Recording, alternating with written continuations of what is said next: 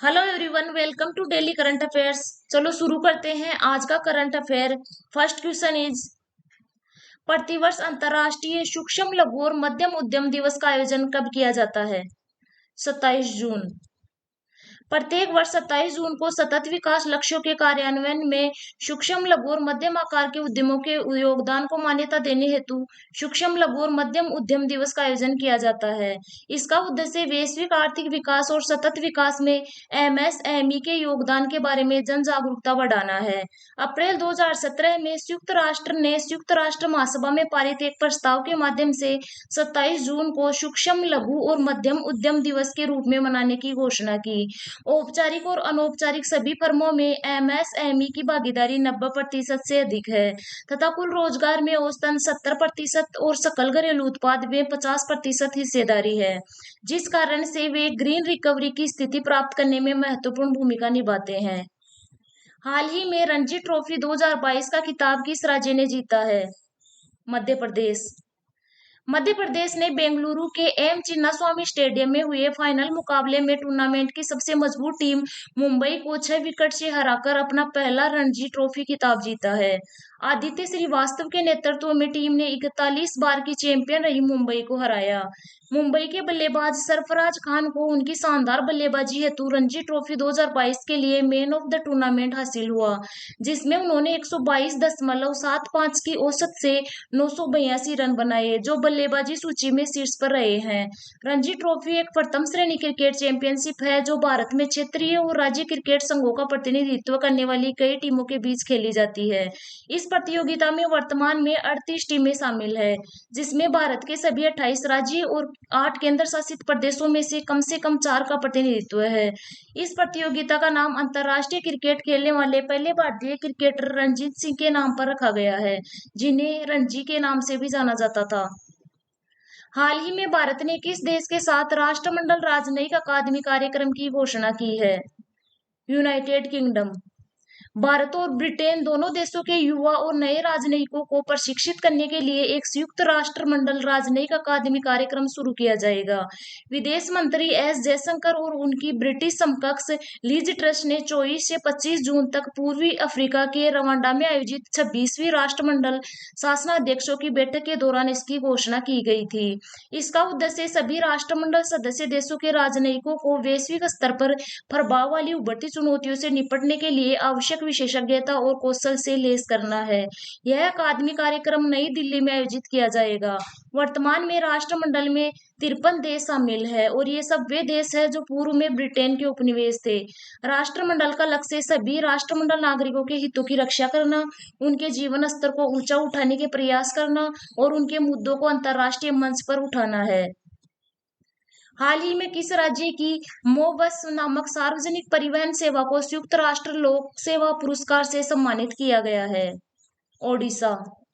ओडिशा में स्थित सार्वजनिक परिवहन सेवा मोबस को कोविड-19 से दुनिया को बेहतर ढंग से उभरने में भूमिका और प्रयासों के लिए प्रतिष्ठित संयुक्त राष्ट्र पुरस्कार से सम्मानित किया गया है। संयुक्त राष्ट्र के आर्थिक और सामाजिक मामलों के विभाग द्वारा आयोजित एक डिजिटल समारोह में Brazil, Canada, Bharat, Ireland, Panama, Philippines, Poland, Saudi Arab, Thailand और यूक्रेन की 10 पहलों को प्रतिष्ठित संयुक्त राष्ट्र लोक सेवा पुरस्कारों के साथ उनके अभिनव सार्वजनिक सेवा वितरण के लिए मान्यता दी गई है।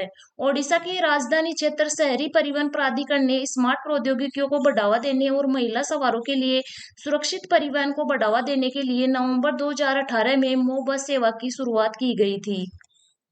हाल ही में किसे भारतीय ओलंपिक संघ का कार्यवाहक अध्यक्ष नियुक्त किया गया है? अनिल खन्ना। दिल्ली उच्च न्यायालय ने आदेश दिया है कि नरेंद्र ध्रुव बत्रा भारतीय ओलंपिक संघ के अध्यक्ष के रूप में अपना कार्यकाल जारी नहीं रख सकते हैं और अनिल खन्ना को कार्यवाहक अध्यक्ष नियुक्त किया गया है। खेल प्रशासक नरेंद्र बत्रा को दिल्ली उच्च न्यायालय द्वारा अवमानना की कार्यवाही में भारतीय ओलंपिक संघ के अध्यक्ष के रूप में कार्य समाप्त करने का आदेश दिया गया था। 1 महीने बाद उन्हें शीर्ष पद छोड़ने के लिए कहा गया था। न्यायमूर्ति दिनेश शर्मा की अवकाश पीठ ने ओलंपियन और हॉकी विश्व कप विजेता असलम शेर खान द्वारा दायर अवमानना याचिका पर यह आदेश पारित किया गया था। संयुक्त राष्ट्र महासागरीय सम्मेलन 2022 कहाँ आयोजित हो रहा है? लिस्बन, पुर्तगाल में। 27 जून से 1 जुलाई 2022 तक संयुक्त राष्ट्र महासागरीय सम्मेलन 2022 का आयोजन पुर्तगाल की राजधानी लिस्बन में आयोजित किया जा रहा है। इस सम्मेलन में 130 से अधिक देश भाग लेंगे। इस सम्मेलन में भारत की तरफ से राज्य मंत्री डॉक्टर जितेंद्र सिंह भाग लेंगे। यह सम्मेलन महासागरीय क्षेत्र की समस्याओं के लिए विज्ञान आधारित समाधान खोजने की एक अनूठी पहल है। पुर्तगाल और केन्या इस सम्मेलन की सह मेजबानी करेंगे। संयुक्त राष्ट्र ने 2021 से 2030 को सतत विकास के लिए महासागर विज्ञान के दशक के रूप में घोषित किया है। महासागर पृथ्वी के 70% भाग पर फैले हुए हैं और पृथ्वी की ऑक्सीजन का कम से कम 50% उत्पादन करते हैं। मेनार पक्षी गांव किस राज्य में स्थित है, जिसे नई आर्द्र भूमि के रूप में अधिसूचित करने का निर्णय लिया गया है? राजस्थान। यह मेनार पक्षी गांव राजस्थान के उदयपुर जिले में स्थित है। इस गांव की दो बड़ी झीलें पद्मा और दंद झीलें बड़ी संख्या में प्रवासी पक्षियों को आकर्षित करती है और हर साल सर्दियों के मौसम में स्थानीय और प्रवासी पक्षियों की 150 से अधिक प्रजातियां यहां निवास करती है। वर्तमान में राजस्थान में रामसर स्थल के रूप में दो आर्द्र भूमि है। पहला भरतपुर जिले में केवलादेव घना पक्षी अभ्यारण्य और दूसरा जयपुर जिले में स्थित सांबर साल्ट लेक। आर्द्र भूमि के संरक्षण हेतु इस कन्वेंशन को 2 फरवरी 1971 को ईरान के शहर रामसर में अपनाया गया था तथा यह 1975 में लागू हुआ। यह कन्वेंशन भारत में 1 फरवरी 1982 को लागू किया गया। वर्तमान में भारत में 49 रामसर स्थल है। नमी या दलदली भूमि वाले क्षेत्र को आर्द्र भूमि कहा जाता है। 1 जुलाई 2022 से कौन सा राज्य मेडिसेप चिकित्सा बीमा योजना शुरू करेगा? केरल। केरल राज्य सरकार 1 जुलाई 2022 से सरकारी कर्मचारियों और पेंशन भोगियों के लिए मेडिसेप स्वास्थ्य बीमा योजना शुरू करने जा रही है। इस बीमा योजना के लिए सरकार ने जून 2022 के वेतन और जुलाई 2022 की पेंशन से प्रीमियम की कटौती के संबंध में आदेश जारी किए हैं।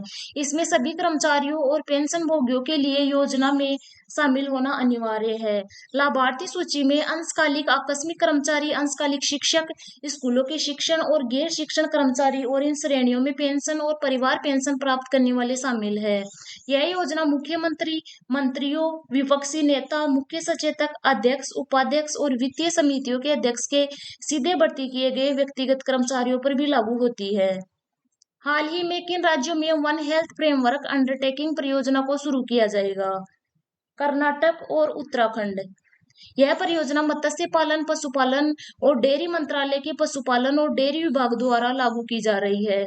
यह परियोजना वन हेल्थ दृष्टिकोण के माध्यम से चुनौतियों का समाधान करने के लिए पशु, मानव और पर्यावरण स्वास्थ्य से हितधारकों को एक साझा मंच प्रदान करेगा। इस योजना के द्वारा राष्ट्रीय स्तर पर वन हेल्थ रोडमैप विकसित किया जाएगा।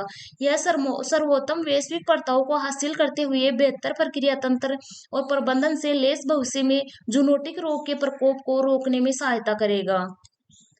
देश के 75वें स्वतंत्रता दिवस के अवसर पर केंद्र सरकार द्वारा किस अभियान को शुरू करने की घोषणा की गई है? हर घर तिरंगा अभियान। इस अभियान का उद्देश्य सभी भारतीयों को अपने घरों में राष्ट्रीय ध्वज फहराने के लिए प्रोत्साहित करना है। यह पहल नागरिकों में देशभक्ति की भावना जागृत करने के साथ साथ राष्ट्रीय ध्वज के बारे में जागरूकता को भी बढ़ावा देगी।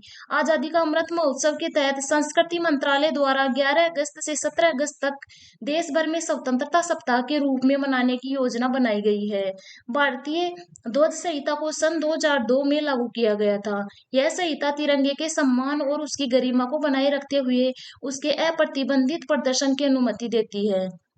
आज की क्लास में इतना ही। मिलते हैं नेक्स्ट क्लास में। Thanks for watching.